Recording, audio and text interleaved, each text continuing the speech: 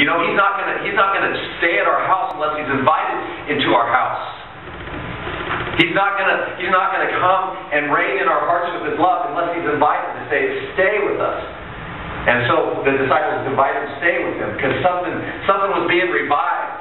Hope was being brought back. And then what did He do? He took the bread, He blessed it, He broke it, and He gave it to them. And then in that, and experiencing that, and then after that, He vanishes from their sight.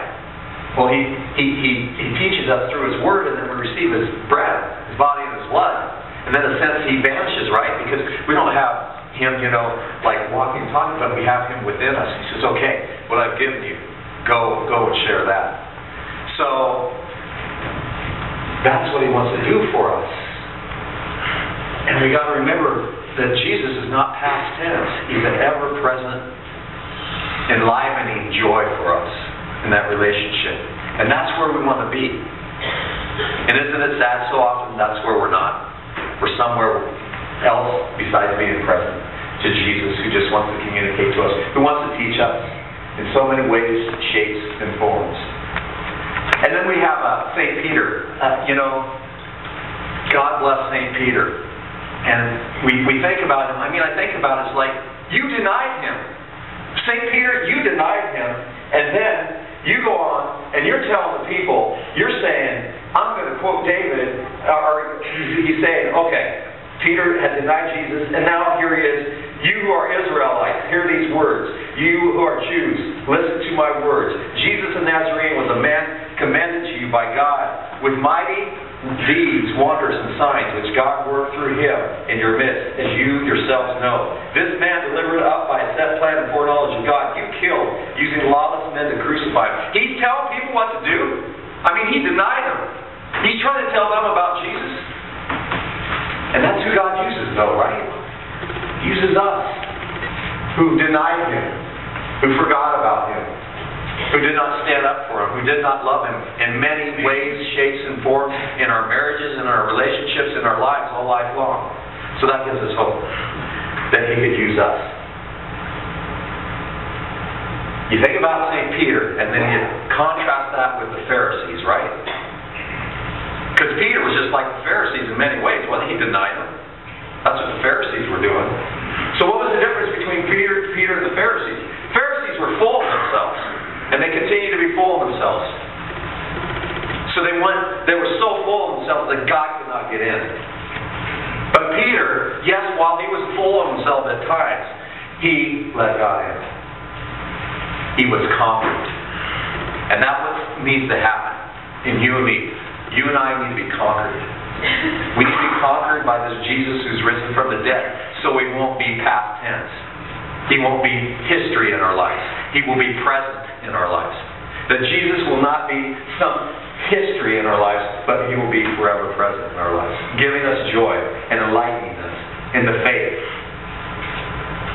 This is the risen Christ. So the difference between Peter and the Pharisees is Peter allowed himself to be conquered and be guided by God.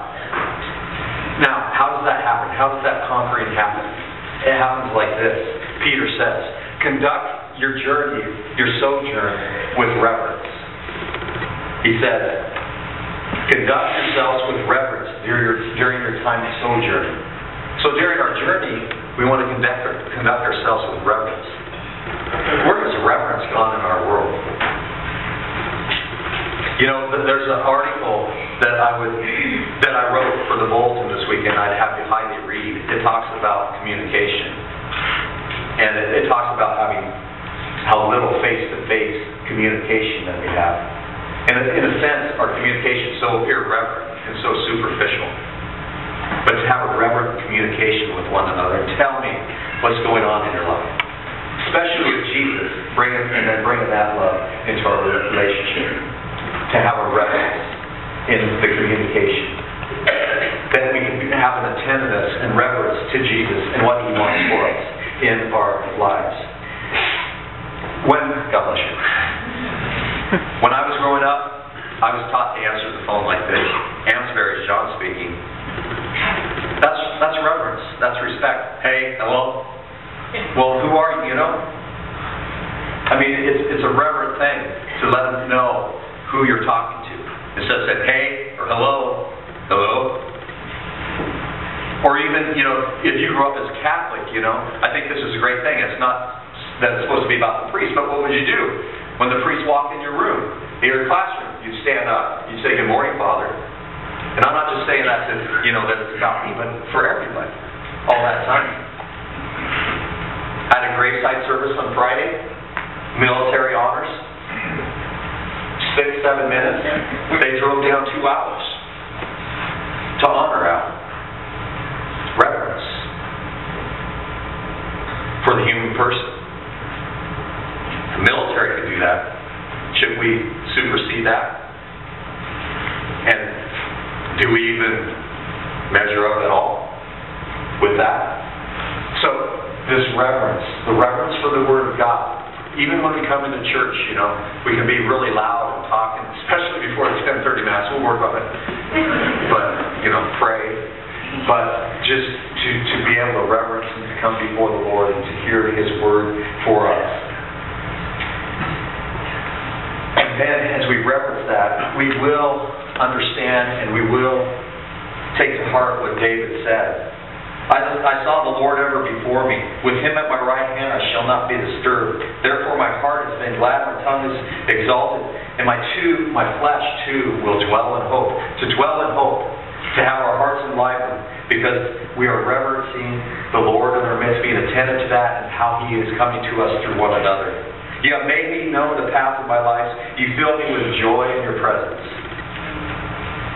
Your presence, being present to the ever-presence of joy that the Lord wants to give us.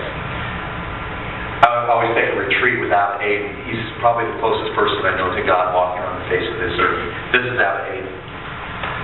He would go something like this. And he would just look at this flower for minutes and be in awe and just take it in. He's been in the monastery like 48 years.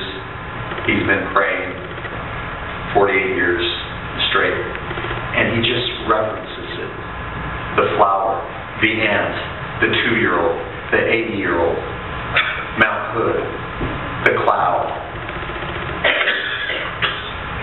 Reverence that.